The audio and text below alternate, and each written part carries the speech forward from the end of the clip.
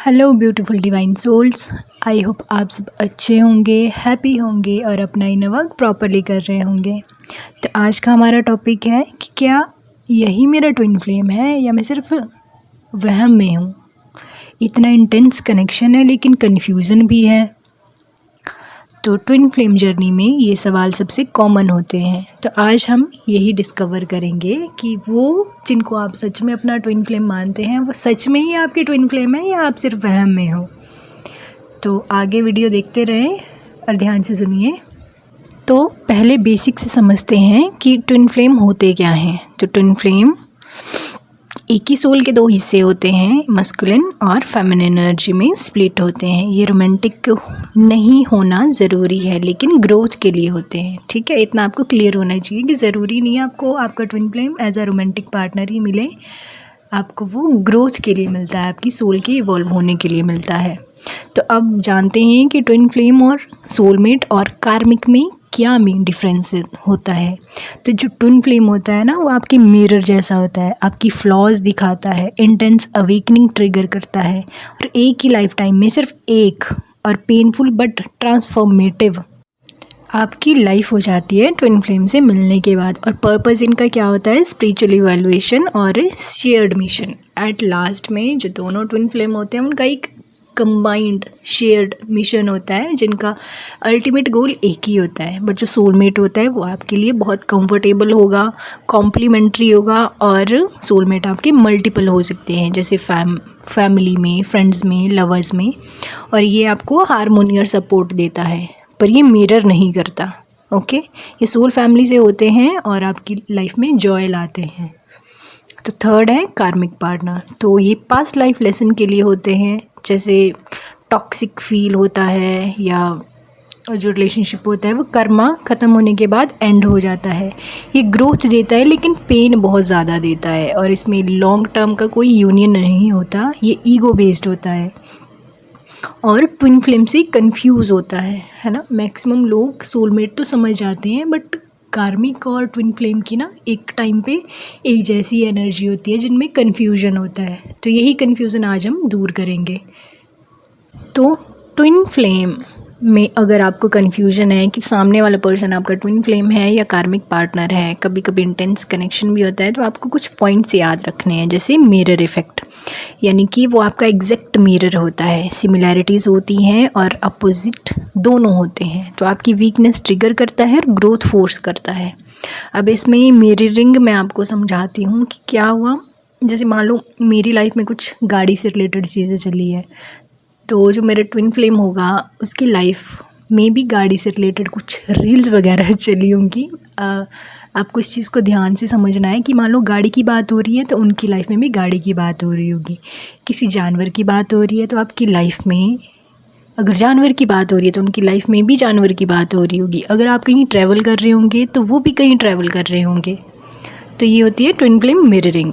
तो ये सोलमेट और कार्मिक में बहुत कम होती है। ठीक है। सेकेंड है इंस्टेंट रिकग्निशन। तो पहली ही मुलाकात में आपको ये लगेगा कि मैं इनको जानती हूँ। जैसे मैं अपने ट्विन फ्लेम के बारे में बताऊँ तो जैसे ही मेरे ट्विन फ्लेम की रिक्वेस्ट मुझे फेसबुक पे आती है, मैंने सिर्फ एक बार फ़ोटो देखा और मुझे लगा मैंने इनको कहीं देखा है ना। मुझे ऐसा लगा कि शायद ये मेरे कोई सीनियर या जूनियर होंगे, बट ऑनेस्टली मैंने उनको पहले कभी नहीं देखा था रियल में और ना मैं उनसे कभी मिली थी। तो ये इंस्टेंट रिकग्निशन होता है। ठीक है। उसके बाद फिर वो टेलीपैथी और शेयर्ड ड्रीम्स चल पड़ते हैं और इमोशंस आप फील कर सकते हो अपने ट्विन फ्लेम के दूर से ही। नेक्स्ट होता है सिंक्रोनिसिटीज़। तो इसमें आपको एंजल नंबर्स दिखना बहुत शुरू हो जाते हैं। जैसे ट्विन फ्लेम मिलने से पहले ही आपको थोड़ी थोड़ी गाइडेंस प्रोवाइड होना शुरू हो जाती है। इसमें एंजल नंबर्स जैसे कि 1111 या 111, 222, 333, 555, इस तरीके के कुछ एंजल नंबर्स आपको दिखेंगे। इसके साथ ही 69, 96, 699, 969, इस तरीके के नंबर्स आपको दिखेंगे अगर आप रियल में ट्विन फ्लेम जर्नी में हो। और ये जो नंबर्स हैं ये सोलमेट या कार्मिक में नहीं दिखते। इस चीज़ को आपने ध्यान रखना है। नेक्स्ट होता है इंटेंस कनेक्शन और चैलेंजेस। अब जब आप अपने ट्विन फ्लेम से मिलते हैं तो आपको एक बहुत ज़्यादा इंटेंस कनेक्शन उनसे फ़ील होता है। ऑनेस्टली मैं बोलूँ तो इस इंटेंस कनेक्शन को मतलब वर्ड्स में समझा पाना बहुत मुश्किल है मेरे लिए। ये बहुत बहुत बहुत ही ज़्यादा इंटेंस था। और मैं एक्चुअली मैरिड भी थी, तो मुझे मेरी मैरिज के बाद मेरे ट्विन मिले हैं। तो इस अट्रैक्शन को, इंटेंस कनेक्शन को आप ऐसे कह सकते हो कि इतना इंटेंस कनेक्शन था कि उतना इंटेंस पुल मुझे मेरे हस्बैंड से भी फील नहीं हुआ था। हालांकि हम कभी मिले नहीं थे, मैं अपनी ट्विन फ्लेम से कभी मिली नहीं थी, मेरी सिर्फ बात हुई थी। इस चीज़ को आप देख सकते हैं कि वो जो एक इंटेंस पुल होगा ना, वो मतलब बियॉन्ड द वर्ल्ड होगा, जो आपको कभी किसी से फील ही नहीं हुआ होगा। इसके साथ ही इस इंटेंस कनेक्शन के साथ आपको बहुत सी चैलेंजेस भी मिलेंगे, खासकर अगर आप मैरिड हो तब बहुत ज़्यादा चैलेंजेस मिलते हैं, क्योंकि आपके पास रिस्पॉन्सिबिलिटी होती है दो फैमिलीज़ की, खुद की, हस्बैंड की और बाकी चीज़ें भी। तो इस हालात में अगर ट्विन फ्लेम आपको मिलते हैं तो वो बहुत चैलेंजिंग सिचुएशन हो जाती है, खुद के लिए भी और दूसरों के लिए भी, क्योंकि एक इंटेंस कनेक्शन होता है, इंटेंस पुल फील होता है, बट उस सिचुएशन में आप कुछ कर भी नहीं पाते अगर आप रियल में ट्विन फ्लेम हो तो, और ख़ासकर डिवाइन फेमिनिन हो तो। नेक्स्ट है स्पिरिचुअल अवेकनिंग। तो ट्विन फ्लेम के मिलते ही आपकी कुंडलिनी जागना शुरू हो जाती है, हालांकि जागती नहीं है बट वो प्रोसेस शुरू हो जाती है। फिर आपका वो डार्क नाइट ऑफ सोल आता है, जिसमें आपको ये लगता है कि अब क्या किया जाए, कुछ समझ नहीं आ रहा, सब कुछ ख़त्म हो गया, कुछ इस तरीके की सिचुएशन होती है कि आप किसी को बता भी नहीं पा रहे होते हो। और जो आपको सिंक्रोनिसिटीज़ होती है, जो आपको इंटेंस पुल फील होता है, उस चीज़ को कोई तीसरा पर्सन भी नहीं समझ पा रहा होता है, जिससे आपको लगता है कि आपको पता नहीं क्या हो रहा है।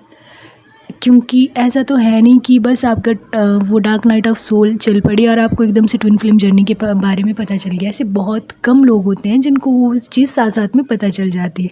हालांकि शुरू में सभी स्ट्रगल ही करते हैं कि ये हो क्या रहा है। फिर नेक्स्ट साइन है फिज़िकल सिम्पटम्स।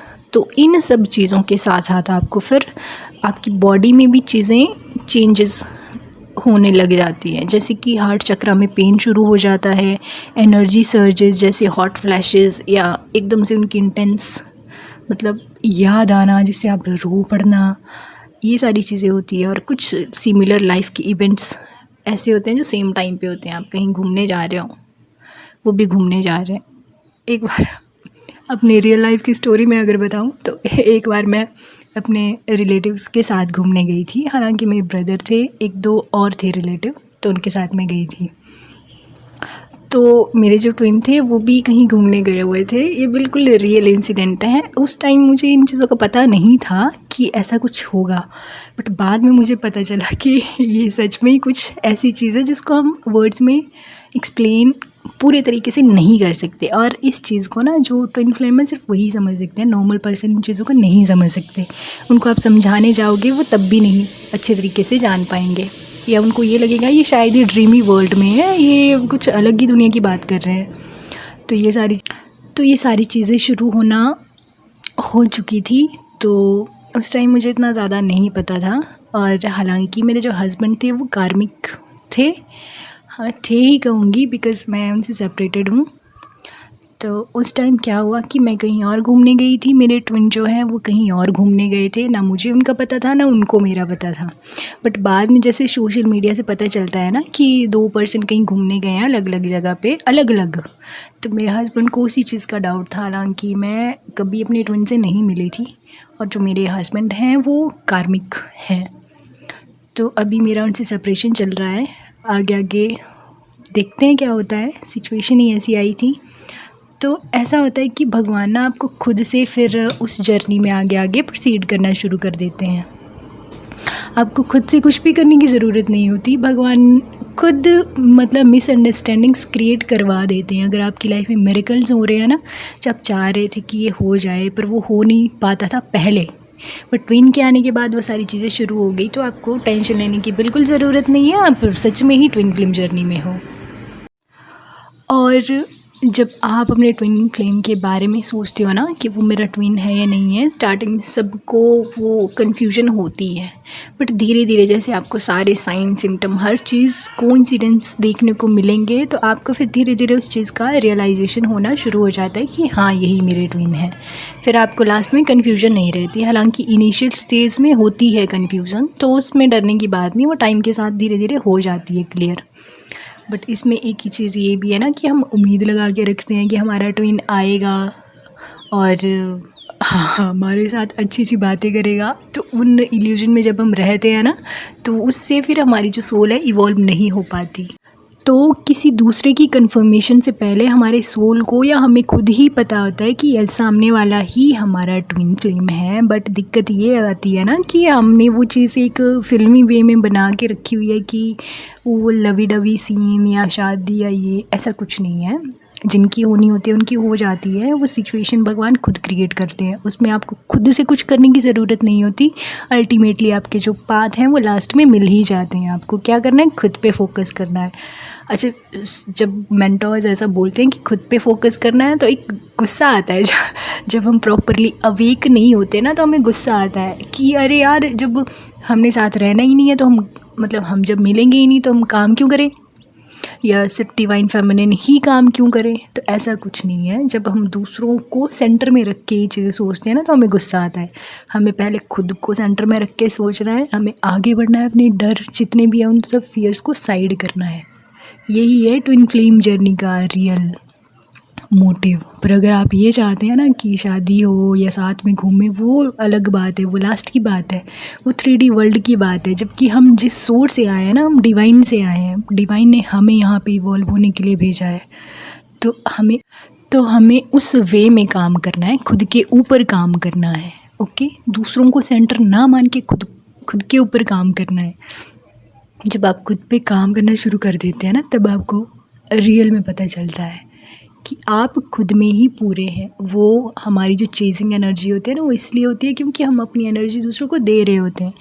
ठीक है, हमारा वो बहुत प्यारा पर्सन है हम कह सकते हैं ऐसा, बट उससे पहले हम अपने आप के लिए हैं। ओके, तो आई होप आपको मेरी बात समझ में आई होगी। तो इसमें भ्रम में रहने वाली कोई बात नहीं है। कुछ चीज़ें मैंने जो मेन पॉइंट्स थे वो मैंने आपको बता दिए।